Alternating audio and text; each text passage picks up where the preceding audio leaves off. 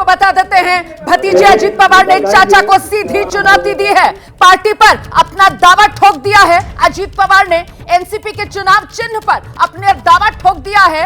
अजीत पवार ने सीधे आपको लेकर चलते हमारे साथ हमारे सहयोगी जितेंद्र दीक्षित इस वक्त मौजूद है। जितेंद्र, ये तो खुली बगावत है और पार्टी पर सीधी दावेदारी जो अजीत पवार कर रहे हैं।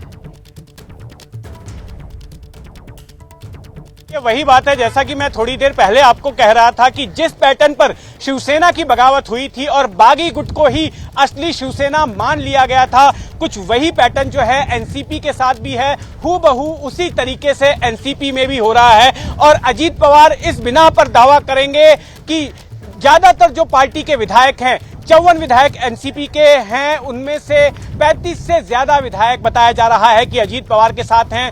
इसके अलावा जो राज्य में सांसद हैं, महाराष्ट्र में 5 सांसद हैं एनसीपी के, उन 5 में से 3 सांसद अजीत पवार के साथ में हैं, ऐसी जानकारी मिल रही है। और इस बिना पर चुनाव आयोग में जो कानूनी लड़ाई लड़ी जाएगी, ऐसे में अजीत पवार के गुट की ओर से सीधे तौर पर यह दावा किया जाएगा कि असली नेशनलिस्ट कांग्रेस जितेंद्र दीक्षित, लेकिन उससे पहले बड़ा सवाल यह है कि आप जिस बात का जिक्र कर रहे थे कि साहब जब शरद पवार ने इस्तीफा दिया था तो फिर अजीत पवार के चेहरे पर एक मुस्कान थी जो साफ तौर पर नजर आ रही थी, और वो लोग जो मनाने की कोशिश शरद पवार को कर रहे थे उनको मना करते हुए भी अजीत पवार साफ नजर आ रहे थे। लेकिन वो नेता जो अजीत पवार की जगह शरद पवार के साथ खड़े नजर आ रहे थे, जिसमें दिलीप वलसे पाटिल, उनके आंसू मुझे याद आ रहे हैं, प्रफुल्ल पटेल और ये छगन भुजबल जो अभी कुछ दिन पहले तक कह रहे थे कि साहब महाराष्ट्र में एनसीपी का मुखिया किसी पिछड़े को बनाना चाहिए, तो क्या अगर पार्टी में अंदर खाने इतनी बड़ी बगावत फूट रही थी तो उसका बिल्कुल अंदाजा शरद पवार नहीं लगा पाए क्या? बिल्कुल, और मुझे सबसे बड़ा चौंकाने वाला नाम छगन भुजबल का लगा, क्योंकि छगन भुजबल वो नेता हैं जो कि बीते 32 सालों से शरद पवार के वफादार माने जाते रहे हैं, लॉयलिस्ट माने जाते रहे हैं। शरद पवार के कहने पर 1991 में उन्होंने शिवसेना से बगावत कर दी थी। शिवसेना छोड़कर छगन भुजबल कांग्रेस में शामिल हो गए थे शरद पवार के कहने पर। उसके बाद 1999 में उन्होंने शरद पवार के ही कहने पर कांग्रेस से भी बगावत कर दी थी, और जब शरद पवार ने एनसीपी बनाई थी तो छगन भुजबल एनसीपी में शरद पवार के साथ चले गए थे।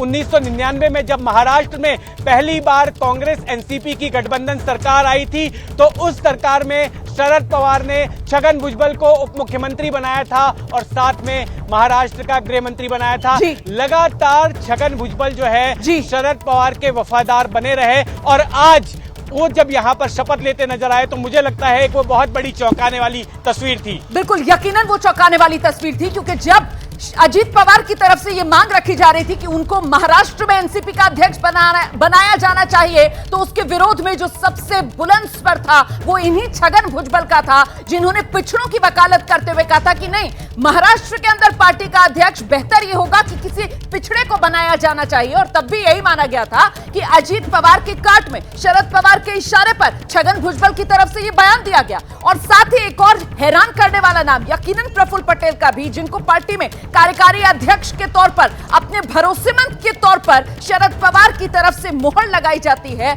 और वो भी आज अजीत पवार के साथ नजर आ रहे हैं। इसके पीछे की वजह जितेंद्र,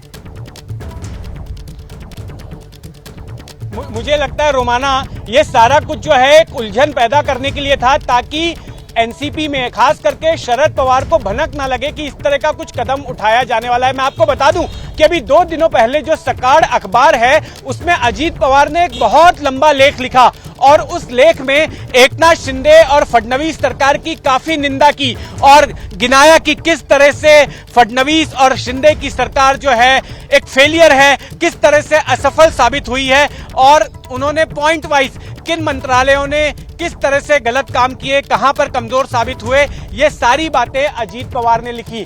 तो इसको देखकर तो ऐसा लग रहा था कि अजीत पवार अब बीजेपी के साथ नहीं जा सकते, शिंदे के साथ नहीं जा सकते, क्योंकि वो तो इतने क्रिटिकल हैं, वो इतनी निंदा कर रहे हैं। वो चीज 2 दिन पहले हुई। जैसे ही घड़ी का काटा दोपहर 2:30 पे आए, बबीता जी का दिल सास बहू साजिश के लिए मचल जाए। और ये है इनकी बहू, पूरे दिन ऑफिस की टेंशन हो जाए गॉन जब ये करें अपना फेवरेट शो फ्री टाइम पे ऑन। इनकी तरह आप भी देखिए अपना फेवरेट शो अपने टाइम पर और डाउनलोड कीजिए एबीपी लाइव ऐप अपने स्मार्ट टीवी पर।